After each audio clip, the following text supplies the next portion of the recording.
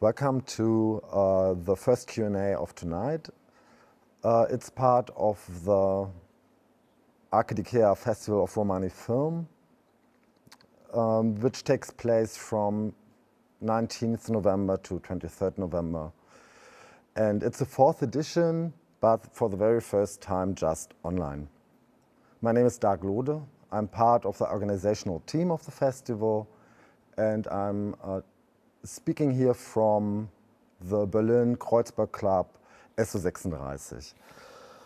I want to welcome Shaun Williams, who's the director of the film Zakarpattia, a documentary that follows wedding musicians and their everyday life somehow, and their reflections on their Ruthenian-Romani identities. It takes place in Transcarpathia. It's a western part of the Ukraine. If you have any questions for Shaun, don't hesitate to use the chat on Facebook or YouTube. I will pass them on to Shaun. Hi, Shaun. Where are you now? You are in Romania, aren't you? Yes, I'm in a small village in Transylvania. Shaun, you are a filmmaker and ethnomusicologist, and you are from Cincinnati, Ohio, actually. That's right. And that's how my first question is. This is somehow a long way to Transcarpathia, I would say. How did you get in contact with this region? What sparked your interest? Well, without making it too long of a story, in 2007, I was working no, until 2008, for several years, I was working as a videographer and documentary filmmaker. I had just finished art school in Michigan and was working on making films and also making music in my free time. And I was really interested in Eastern European music, which is sort of how I defined it at the time, Eastern European music. I was not aware of all the regional differences and ethnic groups and so on. And I was at kind of a point in my life where I thought, if I'm going to go abroad, this is a good time to do it. I'm relatively unattached. And so I became a volunteer in the US Peace Corps, and they sent me to Ukraine, which was exactly what I had hoped for, to go to Eastern Europe. And I taught English in a small village in Transcarpathia. So that was my introduction to the region. And I don't know if I answered your question completely, but the rest is history. I became good friends with the musicians that you meet in the film. Um, and after my 4 years of volunteer work, I was convinced that I wanted to study ethnomusicology. I wanted to do some kind of project with these musicians, about this region and its very diverse culture and um, musical heritage. And so yeah, the film that you've just seen was part of it was used as my master's thesis in ethnomusicology, and in general, the project kind of sprang out of my feeling that these friends of mine, these musicians, deserved some more attention from outside their little corner of the world, um, and I wanted to document something that seems to be slowly disappearing and changing. Yeah, changing. Put it that way. Wow, great. It's very interesting to know that that you met them first and then you decided to uh, develop a project with them. Yeah, maybe you can tell us a bit more about the production process itself. When did you start to work on the film? Well, yeah, the film, um, the production process was not ideal. I would say not professional, in that I had no budget. I had whatever small grant funding I got from my university for research, and I used that to do basically all. I tried to film all the interviews that I did for my ethnographic research, with the idea that I could um, have a film to go along with the thesis. Um, but it took a long time. I had no team, so I did all the filming myself. I was asking the questions and I was behind the camera, which presents difficulties. I was the sound person, which, other problems resulting from that. A lot of batteries to remember to change, and, a lot of little mistakes along the way because I didn't have a team to support me. But I think the positive side of working alone in this no budget way it was that I had a very intimate space with the to with which in which to work with these musicians. They were already, most of them knew me already quite well, so I feel that it was nice that it was just me and my friend talking, and I didn't have a crew around me with lights and holding microphones over them, and all these things that kind of change this space and tend to make people uncomfortable, tend to change the way that people respond to interview questions. So I think that was the only really positive thing, positive side of working alone and working with limited resources like that, was that I think the material came out very very sincere and um, yeah, intimate in a way. Yeah, exactly. That is noticeable because the interviews take place mostly in very, private rooms, and this as well creates an intimacy somehow and makes us as spectators, or brings us near as spectators to the persons. What would you say within the whole process? What did surprise you the most? Within the The whole, filmmaking process, yeah, the whole, within yeah. the whole process.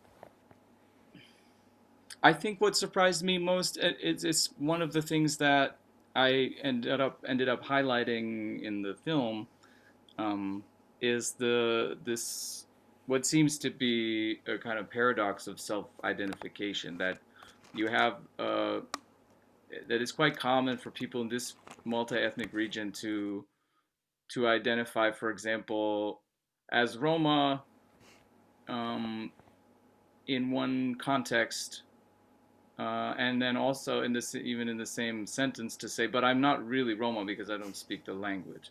And so, what you see is that you know, identity for these people, and I'd say for us as well, but we don't think about it that way often. It is tied to various contexts in which we live, um, and I think there are cultural factors at play in terms of why people in Transcarpathia tend to associate their identity foremost with language rather than with heritage.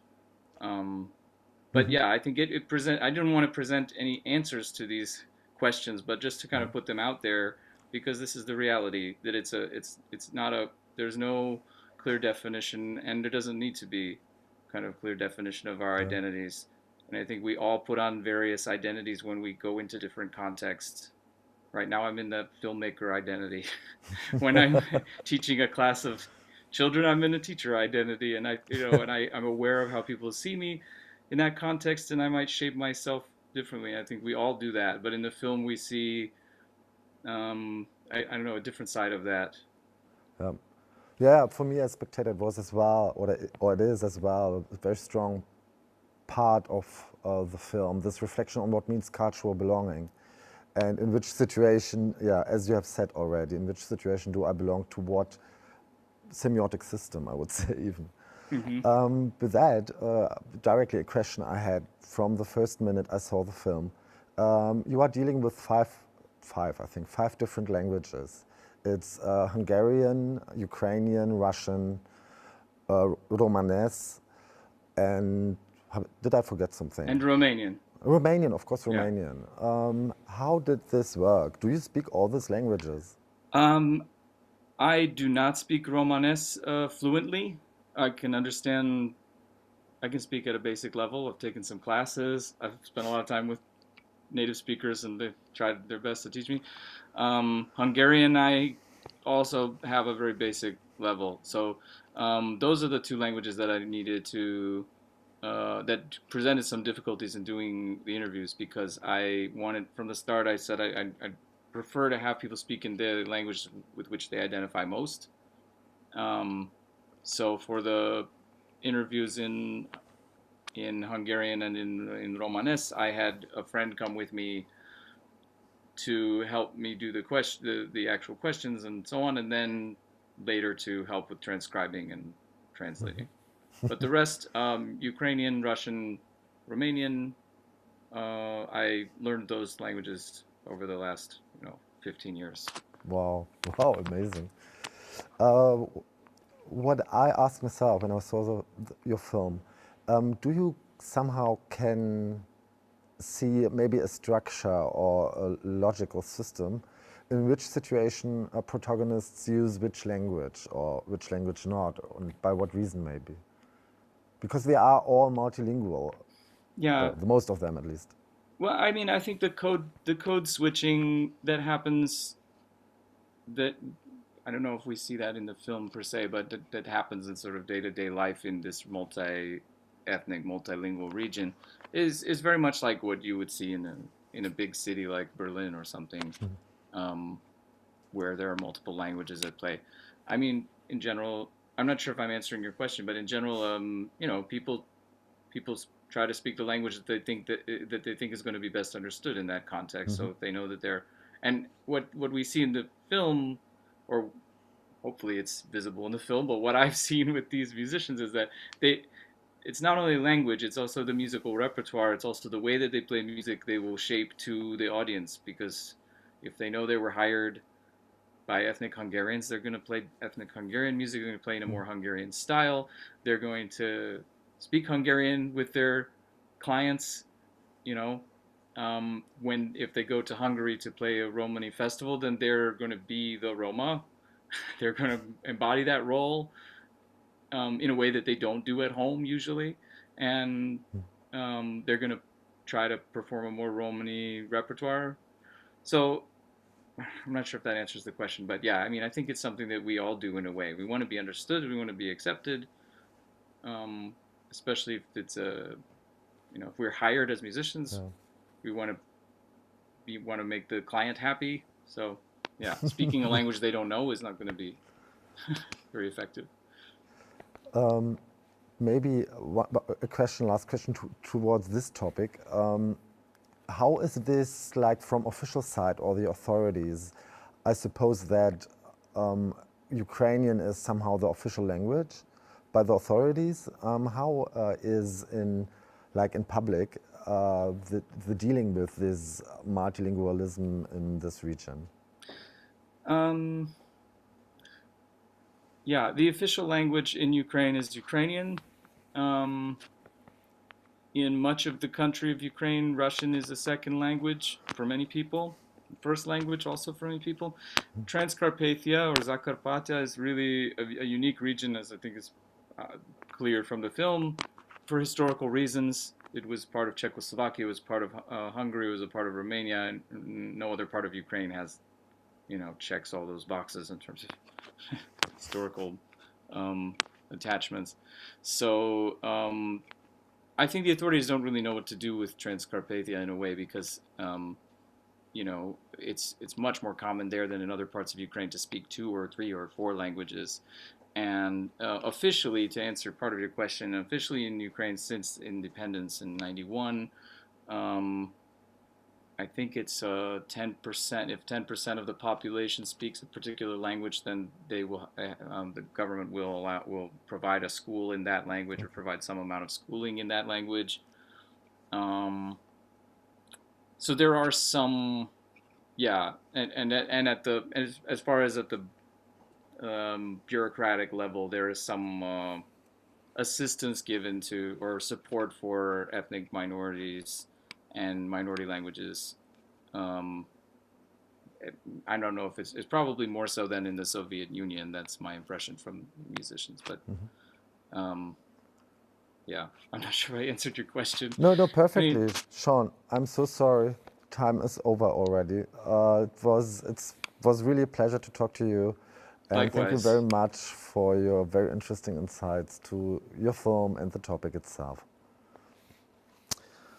And thank you very much for having me. It's really You're nice to very talk with you. welcome. You still can find Zakarpattia on our streaming platform until the end of the festival on Monday, November 23rd. And moreover, we have a kind of a voting tool because besides of the official jury award, we want to award as well with the voting from the audience one special film. This award ceremony will be on Monday. After having watched a film, you will get the opportunity to rate it. Please do so, because with that results we can, award this film. In a few minutes, our next film will be available on our streaming platform. It's The Deathless Woman, a documentary by British filmmaker and artist Ross Mortimer. As well with her will be the second Q&A of the night at 9:40 on YouTube and our Facebook channel. So stay tuned.